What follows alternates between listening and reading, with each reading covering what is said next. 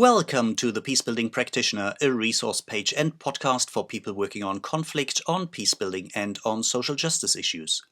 My name is Björn Eser and I'm the founder of and shaker and maker behind the Peacebuilding Practitioner.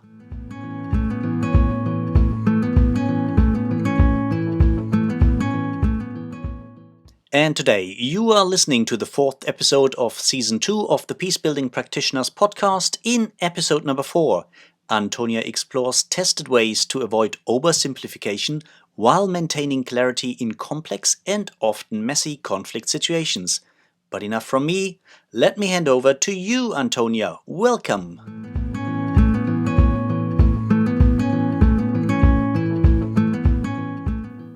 Hello fellow journalists, peace builders and change makers out there.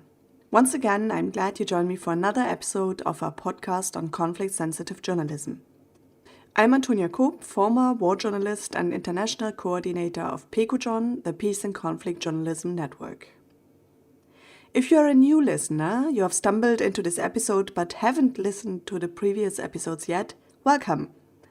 I would suggest though you start at the beginning of the series either with episode 1 or, in case you're no fan of the theoretical and conceptual, you can start with episode 2 where we begin exploring the practical toolbox of conflict-sensitive journalism. For those of you who have acquired a taste for my CSJ ramblings, I'm glad you're here again. Today I would like to expand on the challenge of conflict geometry we explored in the previous episode and look at conflict-sensitive journalism principle number 3, exploring complexity instead of simplifying.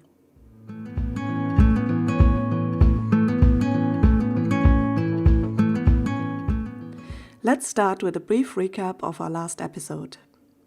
We talked about the second principle of conflict-sensitive journalism, one that gives us one of the most important tools in our CSJ toolbox, the geometry of conflict. I described to you how journalists often fall into a trap created by their own assumptions that many of us share. We tend to believe that conflicts consist of two parties who fight over one particular issue. Jake Lynch called this mental model two-party geometry. Two-party geometry means we think of conflicts as a tug-of-war or a soccer game. Party A fights Party B for some big prize, the championship trophy, a stretch of land, political control, etc. When journalists have this tug-of-war image in their heads, the consequence is that conflicts get reported in a way that resembles a sports match. The focus of reporting is on the so-called wins and losses, the territory gained or lost, attacks executed, weapons used. The core question that drives the reporting is who will win. Anyone who has been in the midst of conflict knows that this tug-of-war model of conflict is nice and simple, easy to understand, but also totally inaccurate. Conflicts are never simple. They're messy, multi-layered, hard to make sense of. Conflicts are complex. When journalists report conflicts in a way that simplifies the situation to a sports match between two teams, journalists distort the truth. Their reporting is inaccurate. Even worse, such reporting, such framing of a conflict, leads readers and audiences to draw conclusions about the conflict that are wrong and that fuel escalation and violence. That's why our principle number 2 was to always approach a conflict from a perspective of a round table situation.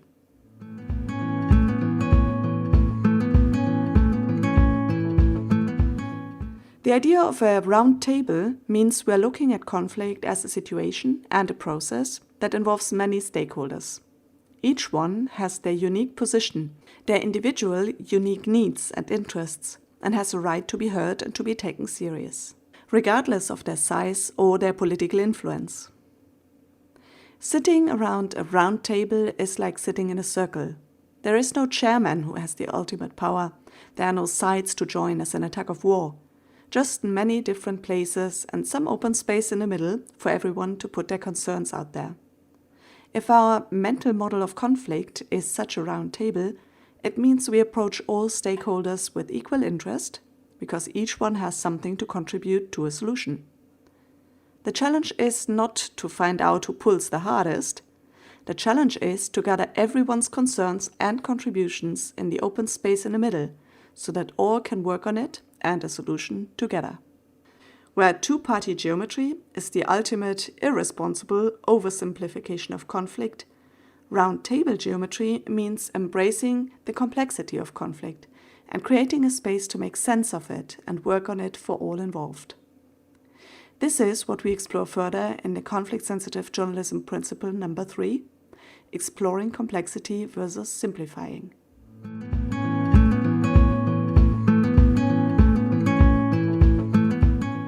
I'd like to share a small anecdote with you. I moved to Southeast Asia in 2004, and in the early days still spent most of my time working as a journalist and documentary filmmaker.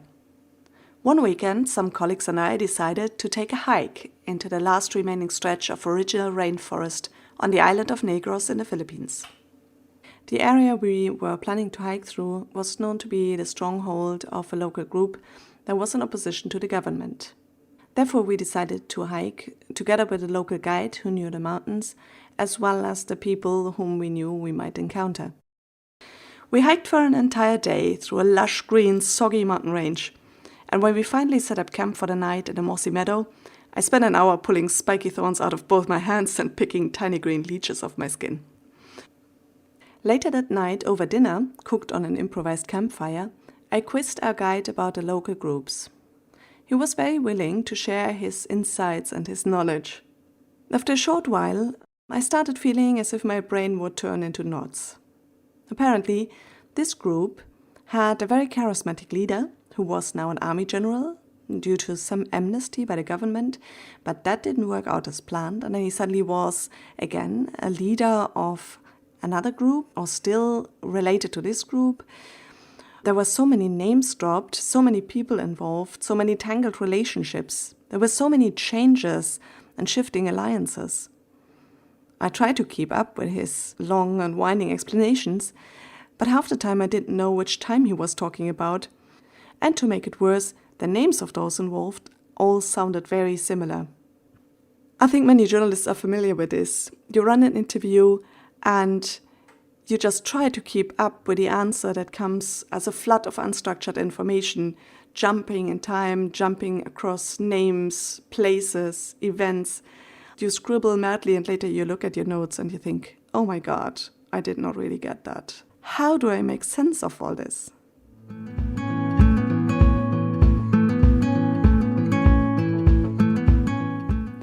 In my case, at some point, I just asked my guide and informant to take a quick break.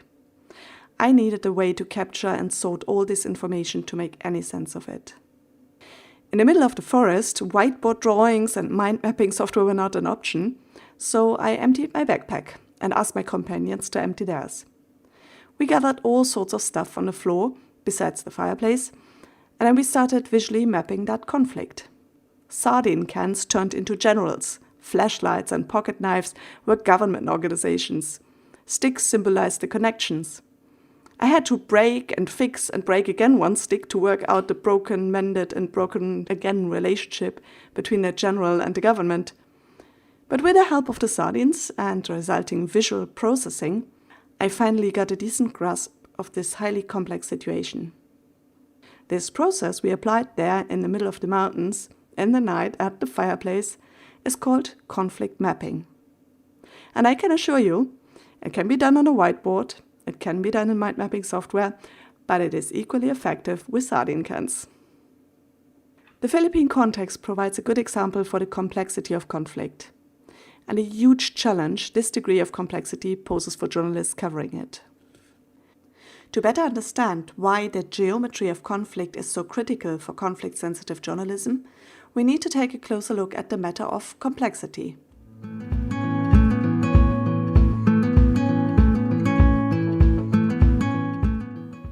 So, what is complexity? Complex matters are different from matters that are merely complicated. If something is complicated, it means we have a lot of pieces that are connected in many ways and affect each other. For example, the power grid or train network. In a complicated infrastructure like that, the connections and the links between parts are many, but they are clearly defined, like the train tracks that link together across the country. The impact of something changing in one part of the grid on the rest is actually predictable. A complex system looks different. There are many parts as well, many components, but how they interact changes constantly. They are all somehow interconnected, but at the same time dynamic. A change in one part does not necessarily affect the attached parts, but can cause a ripple effect throughout the entire system. You may have heard about the legendary butterfly effect. That's how conflicts work. We have many stakeholders. One fraction might be allied with a particular group today, but tomorrow something happens that changes their alliance. Since this happens in a complex system, such a change may tip the power balance in an entire nation, affecting stability, safety, food security, you name it. Predicting this is nearly impossible because the web of dependencies and connections is so multi-layered and dynamic that we can always just capture a glimpse of the status quo and then it has already changed again.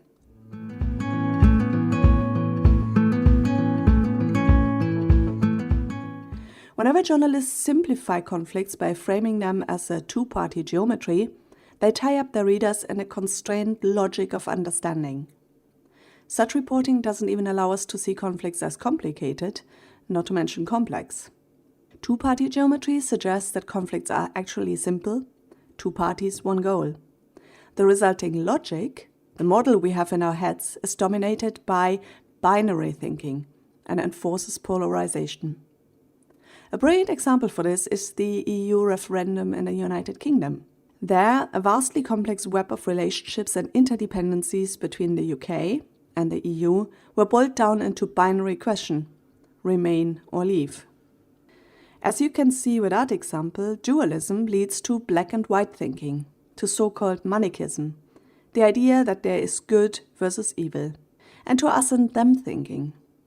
Us must be the good guys, so they must be the bad guys, and so any means to defeat them are justified. All these are natural elements of this common two-party conflict logic. The consequences we can see in the UK today. A divided nation, one half suspicious of any external influence, be it the EU as an institution or immigrants in general, the other half feeling deprived of their chance to be part of a greater connected world, be it through free movement or access to a Europe-wide market for goods and labor. Both blaming each other for the status quo, and some profiteers, as there are always those who know how to reap the rewards of conflict. UK media played a major role in propagating the divisive narratives that drove the UK referendum and its aftermath, of which a true fallout is yet to be seen.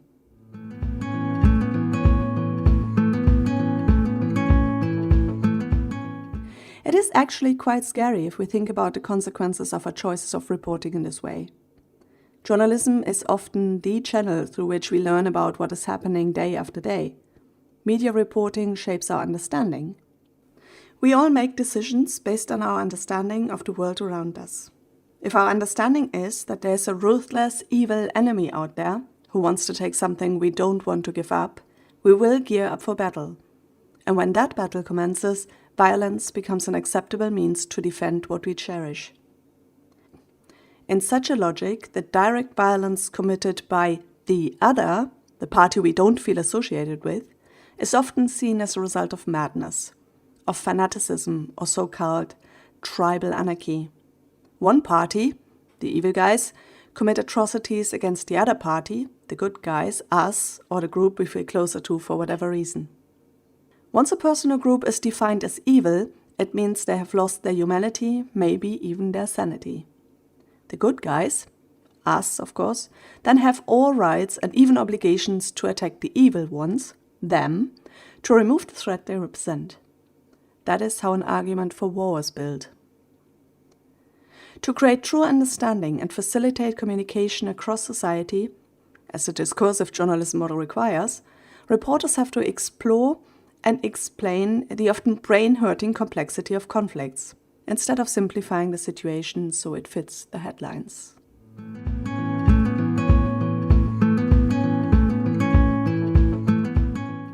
Not an easy task, I know. So how do we do that? Well, first, there are some key questions that can guide us. Who are the stakeholders? What is each of their unique point of view? What are their true interests? What is it they really want and need, in which they hide behind their arguments and positions? What are their motivations?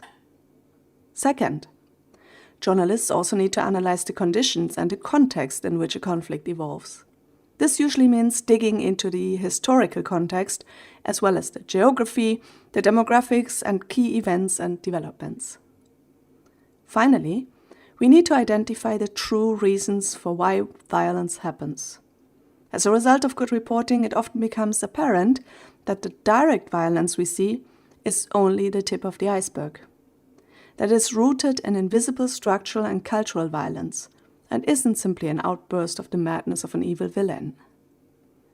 Conflict-sensitive journalism uses a lot of tools derived from conflict analysis to help us capture complex information and structure it so we can work with it. We use conflict mapping to analyze the stakeholders involved in conflict and their connections with each other. We use timelines to explore how a conflict has evolved throughout history and how it has escalated and de-escalated. We use the conflict layer model, or the onion, as a reminder that behind the positions the conflict parties state are hidden interests and needs, and that they are what truly motivates all stakeholders' actions. We will explore these tools later in depth because they represent key principles in our CSJ toolbox. Also, later on in this podcast series, we'll explore the question of how to report violence in greater depth. There is a conflict-sensitive journalism principle focusing particularly on that very critical question.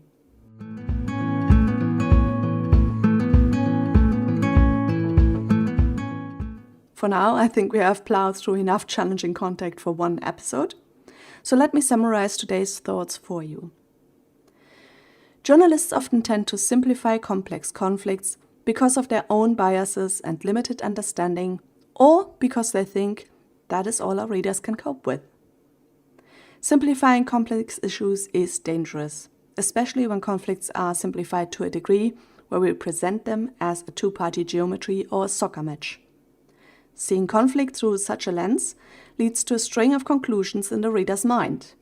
It causes dualism, us and them thinking, and forces everyone to take a side in the conflict. It causes the perception that the only way to end the conflict is by winning it and defeating the evil that is the opponent. This leads unavoidably to escalation and violence. Conflict-sensitive journalism requires journalists to explore the complexity of conflict, the many different stakeholders, their interests and needs. When we become aware of the dynamic and complex nature of conflicts, these don't just pose a challenge, they also offer opportunities. They free us from the tug-of-war in which the only choice we have is which side to join. And they give us room to maneuver, to find interesting and rewarding interventions, or, in case of the journalists, interesting and rewarding stories, that address the need of all stakeholders without depriving the others. By exploring complexity, journalists crack open a crystallized situation in which everyone seems stuck. We open new avenues and bring back flow into the system. The most important thing for us to do is to release the constraints around our own thinking and free ourselves from the mental hold of two-party geometry. Let's leave the soccer on the soccer pitch where it belongs.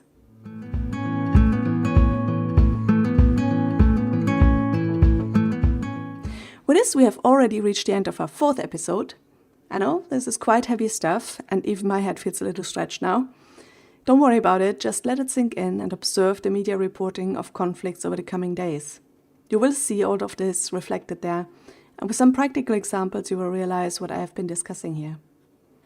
In the next episode, I will look some more at the role of journalism. This time, we will go beyond the fundamental question, why does journalism exist? We'll look at how our understanding of the journalist's job leads to day-to-day decision-making in the newsroom. Thanks for listening, and I hope you'll join me again next time. In the meantime, keep the great work up wherever you're listening from. And as always, stay safe and sane.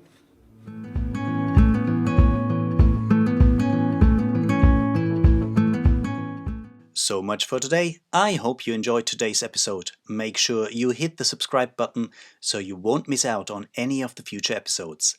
And I would really appreciate if you leave me a rating on iTunes, on Spotify, Stitcher, or wherever you listen to your favorite podcasts. If you want to learn more about the Peacebuilding Practitioner, head over to my webpage, that's www.thepeacebuildingpractitioner.org, where you find plenty of articles from practitioners for practitioners. And if you want to dive even deeper into this field of work, join us for one of our online courses. If you want to learn more about that, just get in contact with me. You find the contact details in the show notes or on my webpage.